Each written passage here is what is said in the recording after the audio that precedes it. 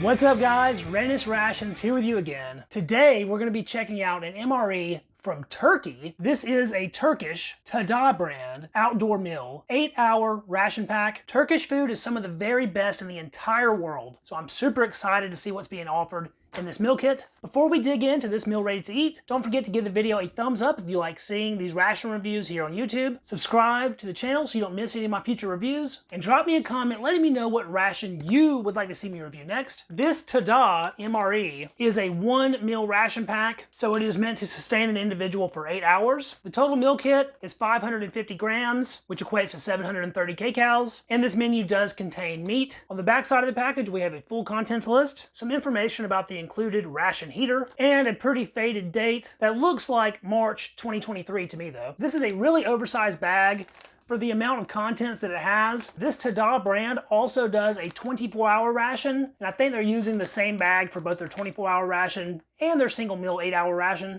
Let's see what's included in this. This is a pretty heavy meal plastic bag. I would assume it would be pretty durable. First pack in the ration is 200 grams of bulgur pilaf with green lentils. So a bulgur wheat pilaf, that sounds pretty good. They include a very large ration heater bag. This is pretty interesting. Filter coffee, 100% Arabica. The MRE flameless heater is packaged separately from the heater bag. We have a 30-gram date nut bar, and this is our main entree, 200 grams of forest kebab. My mouth is watering just thinking about this one. That also contains a small accessory kit. In that, we have a singular water purification tablet, a plastic spoon that seems pretty durable, a completely unmarked mystery package, but that feels to have some kind of cloth inside of it, a salt and pepper pack, a pretty thin little napkin, a popsicle stick, tongue depressor, coffee stirrer maybe, 1 sachet of sugar. This appears to be some kind of chili flakes, directions for that water purification tablet, and a gusseted hot beverage bag. I guess that's for the coffee. This ration pack has some very unique items, and I can't wait to dig in. So let's get everything plated up and start trying some stuff out. Despite the lower calorie count, this has to be one of the most comprehensive single meal rations I have ever run across. Let's take a look at our filtered coffee here first. Oh wow, as soon as I ripped into this, all I could smell was an awesome coffee aroma. This is one of the coolest things I think I've ever seen. This is a full-on coffee bag with real coffee granules in it. I guess it sort of opens up and then you pour hot water into it to brew an actual cup of coffee in the field. This is gonna be amazing. I'm going to want that coffee hot, so I guess the next step here is to take a look at our flameless ration heater. This is the actual heating element, and it is absolutely stuffed with iron and magnesium filings. The heater bag has a zip top and a gusseted bottom. So I guess we drop our heating element down in there, and then our retort pouches, both of which I do want hot. And then we'll put approximately 200 milliliters of water into our hot beverage bag. This will be for the coffee. Zip that up, drop that down into the ration heater as well. Most of the contents of the meal is in the ration heater, and then to this ration heater we add 100 mils of water, seal it up, and then give it the 10 to 15 minutes. This thing is reacting violently, and I can literally feel the heat radiating from it. It's taking up most of the field of view though, so I guess we'll sit it back a step. And since that heater is gonna take a while, I guess we will enjoy our date nut bar while we wait. The packaging on this is extremely thin. Whoa, this thing looks super dry. Cool little texture in it though. Now that's weird, it smells chocolatey, and I have no idea why it would. Despite looking dry, it still feels pretty soft. The bar is pretty densely compact. The bits of nuts are super tiny, and I can see a little date fiber here and there. I suppose we'll give it a taste here.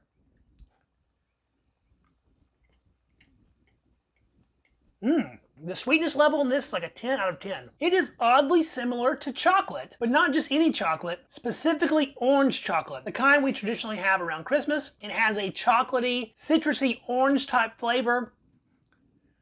It's dense, but it's smooth and goes down very easily. The pieces of nuts are so tiny, they're barely noticeable. This is fantastic. Bright and citrusy, super sweet, and a fantastic texture. Pretty darn delicious. I think these would be a big hit in the US if they were available in stores. So I've given my heater more than 10 minutes at this point. It's still making noise, so no doubt it still has some heating potential left in it, but I'm starving, so I can't wait anymore. Outside of the pouch is a scorching 167 Fahrenheit, and this thing is steamy. Hopefully I can get everything out of here without burning myself. The water for the coffee seems pretty darn hot. It's hard to hold, at least. I think we should probably get that going first. So let's see here. It looks like we tear the top of this bag off.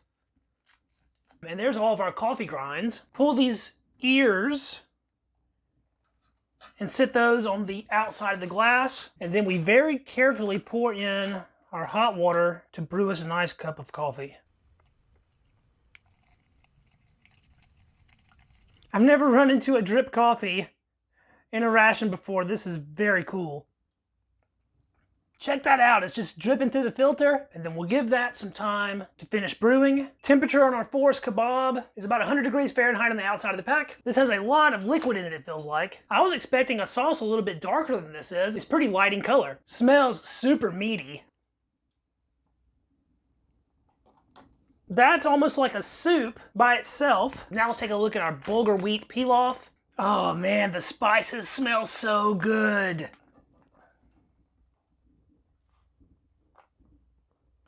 Large portion of bulgur wheat here. This main entree looks just like a beef stew. I'm pretty darn surprised by that. We have sort of oddly shaped chunks of potato. We have some beef in here. There's not really that much of it, but what is present seems very soft. It is a non-processed beef roast. We have some peas, some very broken down carrots, and then the sauce visibly has little flakes of herbs and spices. As far as the bulgur wheat pilaf goes, we have our bulgur granules. They're a bit larger than rice, but smaller than something like barley. They appear to have the husk removed. We have some decently large lentils, but there's far fewer lentils than there are wheat. There's a little bit of vegetable matter in here. That's either tomato or red bell pepper. And I see a little orange flake here and there, so perhaps a little bit of carrot in here as well. But this is a very dry mix. I'm pretty sure the idea is to eat these two together. This forest kebab doesn't look like any kebab I've seen before, but let's go in for a taste here.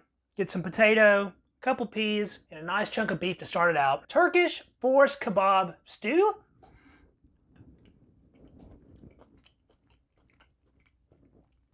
That is flavor packed. Those spices remind me of Greek food a little bit, sort of an oregano kind of flavor. It's pretty sodium heavy, so it doesn't need any salt. There's no spice as in heat, but this stuff is flavor packed. The potatoes are soft, but not yet mushy. We'll get a try of just some straight beef by itself here. That has a very natural beefy flavor to it. It has been slow cooked, so it's nice and soft, but it is a little bit dry. Now let's dig into a little bit of our pilaf here. Nice sized bite to start us out. I like it a lot. The lentils break down and give a creamy sensation. The bulgur wheat is very soft.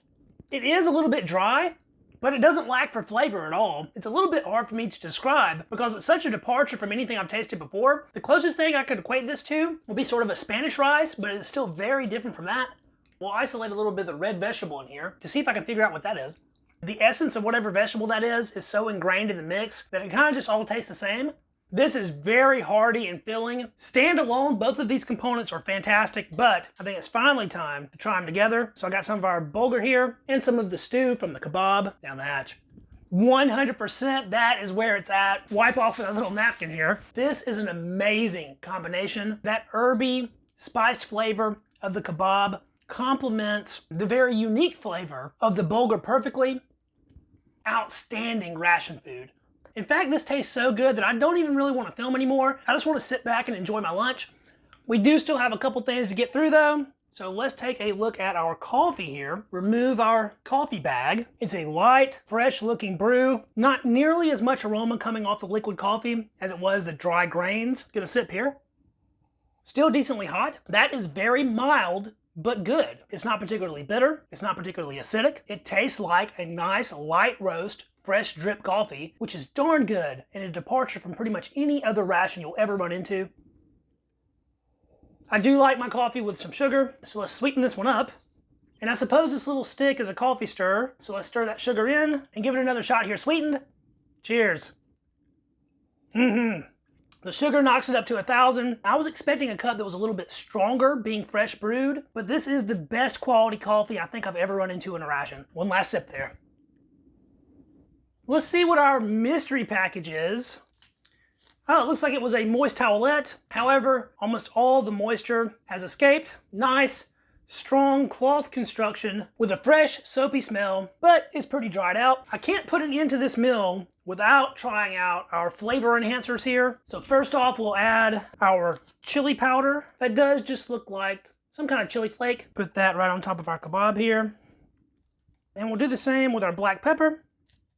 I think I'll add the salt to the bulgur, although it doesn't necessarily need it. And now let's get a taste of some beef and potato with the pepper and the chili powder. Sadly, the chili powder is not really doing much. I don't know if it's just because there was so little of it that it can't really compete with the other flavors, but I'm still tasting everything else over that. We'll get another bite of the bulgur here with a little bit of everything else. Man, that is good.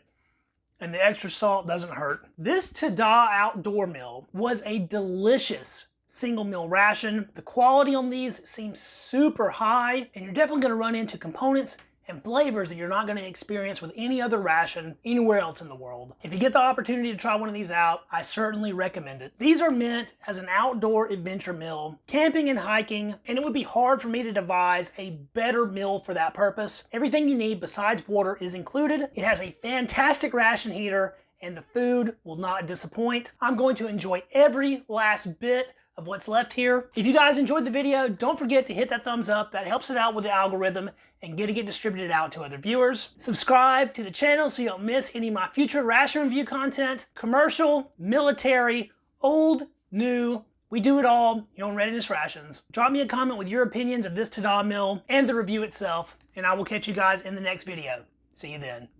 Peace. I already know somebody's going to ask about what happened to my arm. My run-in with poison ivy has left me scarred and deformed, but I assure you, my resolve is stronger than ever.